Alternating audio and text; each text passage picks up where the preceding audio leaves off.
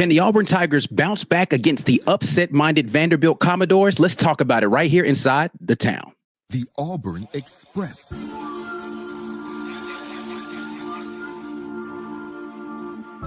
You are now listening to The War Report, Longtown Podcast.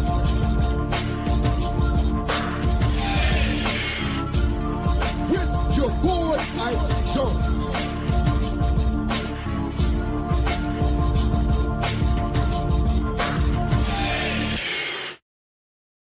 Welcome inside of Lobtown, part of the Auburn Express, powered by the War Report. Guy Ike Jones in here, talking a little Auburn versus Vanderbilt going down inside of Memorial Arena. Where Vanderbilt's played really well this season. First of two road trips this week for the Auburn Tigers. Of course, the big one coming up on Saturday. But, hey, you can't look ahead to Saturday. You have to get through the game on Tuesday. Auburn's playing a Vanderbilt team that has played well inside of their building, and Auburn, coming off of the loss to Florida, has some people to convince again that they deserve to be remaining at the number one spot in the country, which they currently sit. Fifth straight week, Auburn has been at number one in the country, and looking to stay in that place by getting at least one win, but hopefully two this week. But again, that starts at the game versus Vanderbilt. This game's crucial in the SEC standings because Auburn currently is tied for the regular season title with the team that they play on Saturday in Alabama. So they need to avoid this loss so that they don't go behind Alabama in case they win their game. And that becomes a tiebreaker game inside of Coleman Coliseum this weekend. But again, you're playing against a Vanderbilt team that has been upset-minded and has pulled off some upsets already this season. If you're in here watching the video, please go ahead and share this content with somebody. Let's get other people involved in this conversation. Definitely want to hear all of your thoughts as we get closer to game time, what you think will happen with this Vanderbilt game. When we look at things from the Auburn perspective, Auburn has been good on the road, right? 9-1 overall in the SEC, undefeated on the road so far in SEC play. Their lone loss, of course, coming to Florida at home in this previous game. And the only other loss they've had on the season has been on the road versus Duke. But so far in SEC play, they've been undefeated, but they have not played great on the road. Auburn struggled a little bit versus South Carolina on the road, had their struggles versus Texas on the road, played well and in spots versus Ole Miss on the road, and then did well versus Georgia on the road. But again, I would call none of those games domination by Auburn on the road. So, I mean, this is a tough SEC, and they're getting into a very tough stretch. Again, this Vanderbilt team in their building has already had some upsets versus the likes of Tennessee and Kentucky. So, though Auburn has the size advantage, particularly on the interior, this Vanderbilt team has done a great job of forcing teams to play their style of basketball. And this is something I've commented on several times about Auburn. Auburn feels very willing to allow teams to set the rules of engagement in games. And I'm hoping that in this game versus Vanderbilt, they do the opposite. They decide they're going to establish themselves as the preeminent team, particularly on the glass and in a physicality standpoint, and not allow Vanderbilt, who has done a good job of matching the physicality of some very physical teams in the likes of Tennessee and Florida in the two games in which they've played them. They've been up to the task, even though they were undersized in those games as well. Auburn, I think, needs to set the tone that they're going to dominate this game inside out and allow themselves some latitude early. Get the crowd out of the game. Auburn fans travel really well to Vanderbilt, so I expect there to be quite a bit of Auburn fans in the building. But you want to take that Vanderbilt home court advantage that they have cultivated really over this season with the way that they've been playing at home and knocking off teams. Their student section and their fan base is absolutely believing in another victory that they can pull off an upset for a third time in their building. So they're going to be there with that anticipation, with that kind of energy that they want to feed the floor with for that Vanderbilt team. Auburn needs to be able to take them out of that early. And I think that that's going to come with them establishing Janai Broome. He doesn't have to score a bunch inside, but what he does need to be able to do is make the gravitational pull of their defense be effective and finding good opportunities for his teammates, whether that be cutters or open shooters from the outside. Auburn needs to come in with a plan that says this is how we're going to attack them on the interior.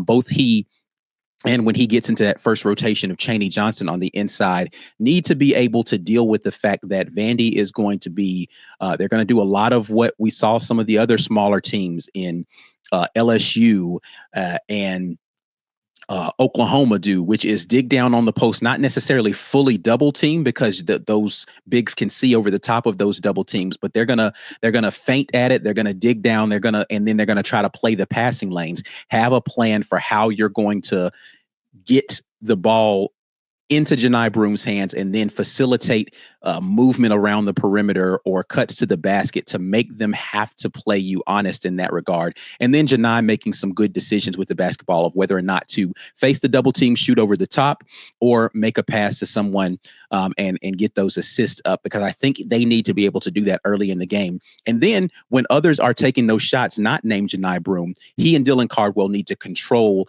the offensive glass to be able to get those buckets. Against the Vanderbilt team that's, again, smaller, and they're going to want to make it into a frantic game and get up and down the floor against this Auburn team. So they need to control the paint and make it where you're getting quality possessions and high efficiency shots early in this game to change the trajectory of what Vanderbilt wants to come in and do to put pressure on Auburn early. Just as a note on this for Auburn, Chad Baker-Mazara is only 16 points away from 1,000 points as a collegiate player. So if he can score 16 in this game, then he can do that. So definitely rooting for Chad to do that because he needs a bounce back game. In fact, he hasn't had great scoring games in the last few. And I think he needs to be able to get off of that snide a little bit in this game. So hopefully we'll see a big game from Chad. Auburn so far on this season, undefeated versus unranked teams. Vanderbilt's coming into this game unranked. They were inside the top 25 just recently, but got bounced out of that with the loss they had last week. So Auburn has not lost a game to an unranked opponent so far this season. They want to continue that streak again to try to keep the resume looking great. Let's make it clear. Auburn's resume is going to look good even with a loss here, but you want to polish that resume a little bit more and put the pressure squarely on Bama at home going into the weekend slate to be able to make sure that game inside of Coleman Coliseum is what everyone is billing it up to be. It's going to be a 1 versus 2 anyway because they don't have another rankings that's going to come out prior to the game, but make it a true 1 versus 2 by holding up your end of the bargain there. And again, hopefully your fans that are showing up there inside of Neville Arena, in Neville North and Auburn North are going to affect the game in a positive way. When you look at it from the other side of this, though, and you look at it from the Vanderbilt perspective, the big thing for Vanderbilt is their ability to create turnovers. They are tied for the second highest turnover percentage for any team in the SEC. They're turning teams over, and they're doing that at a high rate, particularly inside of their building. So this is going to be a game where the offensive flow for Auburn needs to be efficient, and they can't turn the ball over because that's how Vanderbilt has been shutting teams down, is they've been forcing turnovers versus those teams and making those teams have to earn it. Vanderbilt's played really well in their building. I've said this before, but they've only lost one game. And that was to Mississippi State there inside of their building so far this season. So it's going to be a game in which Auburn's going to have to earn it. This isn't one of those unranked opponents that Auburn's just going to be able to walk over without playing a quality basketball game. They're going to make them earn. Vanderbilt's going to make Auburn earn this one inside of their building. And, Bruce Pearl talked a lot earlier in this season about how Auburn has been respecting each opponent. They're absolutely going to need to respect the opponent here of Vanderbilt and take this seriously. In terms of their turnover percentage, 20.1% is what they are. So 20.1% of opponents' possessions end in a turnover. Vanderbilt's forcing those turnovers. When you look at that at home, that goes up to 21.5%. So they are forcing a high rate of turnovers. Now, in the Mississippi State game in which they lost that game by 12.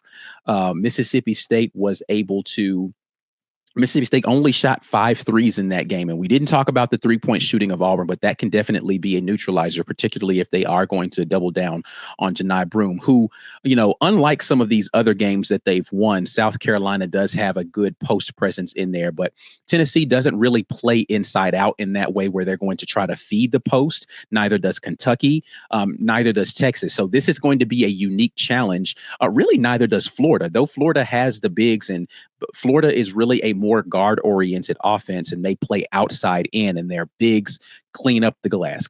Tennessee is a bigs going to clean up the glass. Kentucky is a three-point shooting team. So because Auburn has the interior offensive presence, it is slightly different from other challenges that Vanderbilt has come up against, other than, again, the South Carolina game, and they only won that South Carolina game by 3 points. But when you look at the Mississippi State game, which they lost, their only home loss, the first home loss of the season, was their first SEC home game of the season.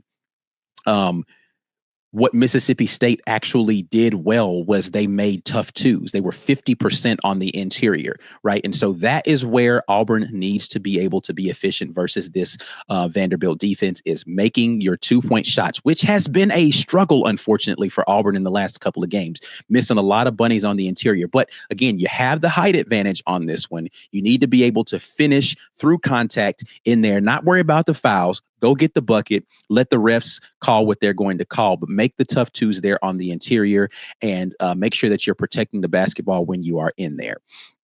I think it's also going to be important for Auburn to, versus this team of Vanderbilt, who has not defended against the three particularly well. They have allowed a 40% 3-point percentage. Auburn needs to knock down their 3-point shot. So again, because Auburn has a true interior offensive presence, they should get even more good looks from the exterior, as long as they're being crisp in the passes that they're making inside out. Auburn just needs to be able to knock down those shots, because Vanderbilt's been surrendering that. In fact, they are the second worst team at home at defending the 3-point line. So there are going to be opportunities. In that Kentucky game, which they won, Kentucky hit 12 threes against Texas at home, which they won. Texas hit 9 threes in that game. Tennessee hit 8 threes in their game versus them. So you can hit 3-point shots against this team because of the way that they are going to be trying to play defense. Is a very frenetic defense. And if you're catching them in their rotations, you'll get their opportunities. But even in those games, the percentages weren't very high for any of those teams. When you look at Tennessee, they were 8 of 21 from 3. Kentucky was 12 of 33 from 3. And then Texas was 9 of 27. So not terrible percentages, but Auburn has the ability, has the shooters to be able to be or meet or exceed that 40% mark from 3, which they have not done recently. They need to be able to shoot a high percentage with the quality looks they should be able to get from the offensive interior presence from Janai Broome, Chaney Johnson, that they're going to have in this game. And then, of course, rebounding is going to be a story in this one. Defensive rebounding has not been a great thing for Vanderbilt. They are the 12th at home, 12th ranked team in the conference at securing the defensive glass. So Auburn can take advantage of the fact that they can go in there and get offensive boards. Now, they've played against some really good offensive rebounding teams at home. I mean, we already talked about Mississippi State, South Carolina, Tennessee, all 3 good offensive rebounding teams. So they've had a tough go of it as far as teams that they face at home. But again, they've won 4 of those 5 games. The key is avoiding the turnovers, because that was what plagued Kentucky and Texas particularly, is how many is the turnover percentage.